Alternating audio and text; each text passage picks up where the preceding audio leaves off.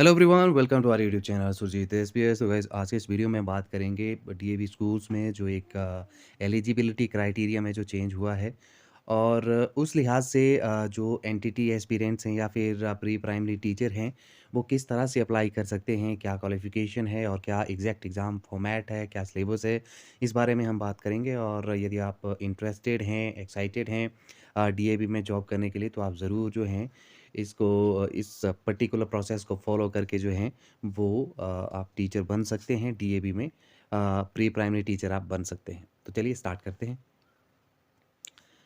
सबसे पहले क्वालिफ़िकेशन की बात कर लेते हैं। तो क्वालिफ़िकेशन के लिए आपको ख़ैर पहला बेसिक स्टेप तो पता ही है कि फ़ीमेल्स ही सिर्फ़ जो हैं एनटीटी में डीएवी का जितने भी इंस्टीट्यूशंस हैं वहाँ पे अप्लाई कर सकते हैं।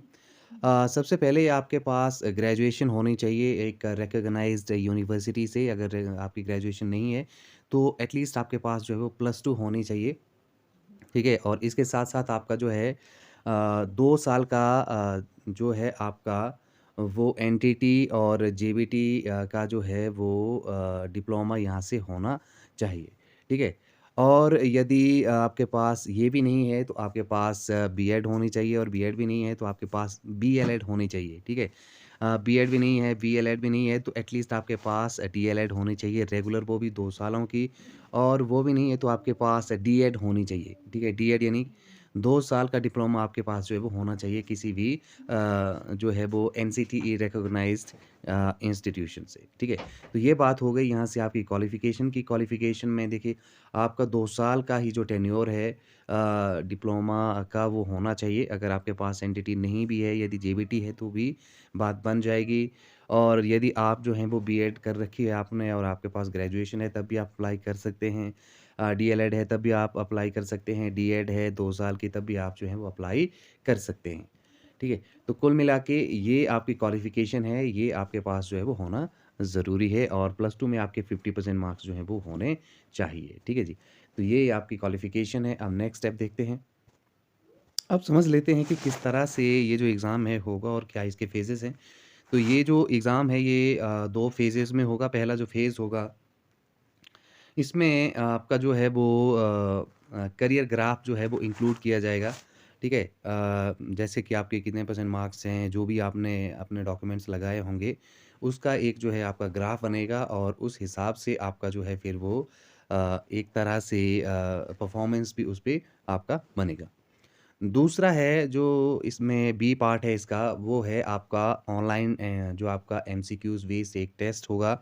वो डीएवी के स्कूल में जो है वो कंडक्ट कराया जाएगा, जो भी आपके नियर बाय होगा, और जहाँ पे भी फैसिलिटीज़ सीबीटी एग्ज़ाम कराने के लिए अवेलेबल होंगी, वहाँ पे जो है आपका ये एग्ज़ाम होगा, ठीक है? और जैसे ही आप ये एग्ज़ाम क्वालिफ़ाई करते हैं तो आपको एक प्रोविज़नल एलिजिबिलिटी कार्ड जो है वो दिया जाएगा, और उसको लेके आप जो हैं वो आप कहीं पे भी जो हैं वो देश के किसी भी डीएवी स्कूल में अप्लाई कर सकते हैं, ठीक है?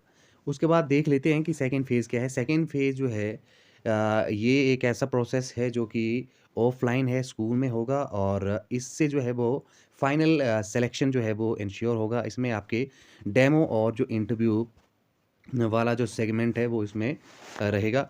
डेमो की बात करें तो डेमो, जैसा कि आप जानते हैं कि एक कैंडिडेट जो है वो क्लास में जाएगा और वहाँ पे अपनी जो टीचिंग स्किल्स है उसका एग्ज़िबिशन वहाँ पे करेगा, ठीक है?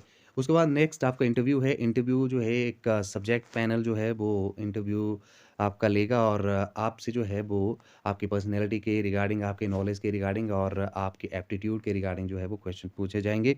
तो कुल मिला के इन सभी स्टेप्स को फॉलो करते हुए आपका जो सिलेक्शन है वो डीएवी में इंश्योर होगा, ठीक है? तो पहला स्टेप हमने क्या देखा? पहले स्टेप में ये देखा है कि आपका जो डॉक्यूमेंटेशन है, दूसरे में आपका जो है वो एग्ज़ाम होगा, तीसरा आपका है इसमें जिसमें कि आपका डेमो होगा और इंटरव्यू होगा, उसके बाद आपका फाइनल सिलेक्शन जो है यहाँ से होगा, ठीक है? अब थोड़ा-सा और बात कर लेते हैं कि किस तरह से जो आपका ये एग्ज़ाम है, तो एग्ज़ाम के लिए बात यहाँ से कर लें तो एग्ज़ाम जो है एमसीक्यू बेस्ड होगा, और इसमें आपको 120 मिनट्स जो हैं वो दिए जाएँगे, और इसमें कुल मिला के 80 एमसीक्यू जो हैं वो आपसे पूछे जाएँगे।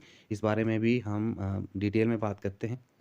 यहाँ से आप ये देख सकते हैं जो सीबीटी आपका जो एग्ज़ाम होगा उसमें 2 पेपर्स होंगे। पेपर 1 जो है इसमें आपका जो है वो जनरल इंग्लिश और एप्टीट्यूड टेस्ट आएगा जो भी जिस तरह से रहता है ये फॉर्मेट ठीक है?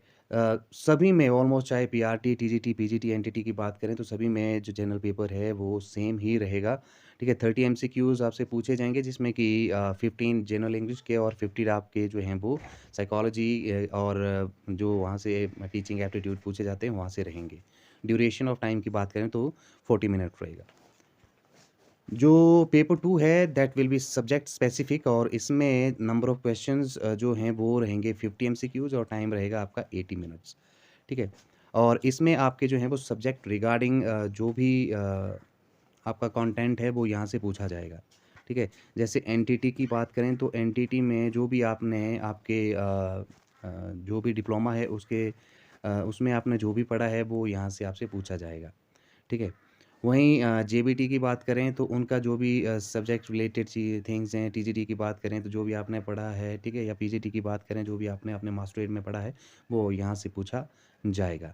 जैसे एनटीटी की बात करें तो एनटीटी में आपसे जो है वो साइकोलॉजी ज़्यादातर यहाँ पे जो है पूछी जाएगी, ठीक है? और इस तरह की चीज़ें जो है आपको जो है वो अपना प्रिपेयर होके जो है वो आना पड़ेगा। एग्ज़ाम की बात करें तो एग्ज़ाम जब भी आएगा तो आपको जो है वो मेल के माध्यम से पता चल जाएगा लेकिन एग्ज़ाम जो है वो जल्द ही होगा और 8 तक जो है वो इसको अप्लाई करने की अ, अंतिम तिथि है तो आप अप्लाई कर सकते हैं जो भी इंटरेस्टेड एक्साइटेड हैं। इसके अलावा यदि इसमें कोई आपका डाउट हो तो आप ज़रूर जो है वो हमें कमेंट के माध्यम से पूछ सकते हैं। आज की इस वीडियो में इतना ही। Thank you very much.